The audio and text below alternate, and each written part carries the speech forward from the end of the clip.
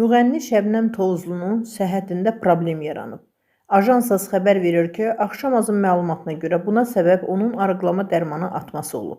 Bu haqda şair Nazirə Səfərli məlumat yayıb. O bildirib ki, ötən gün Şəbnəmin ürəyi gedib və səhhəti pisləşib. Şəbnəmgilə qonaq gedirdim. Zəng etdim, cavab vermədi. Qızı telefonu açdı ki, anamın vəziyyəti pisləşib.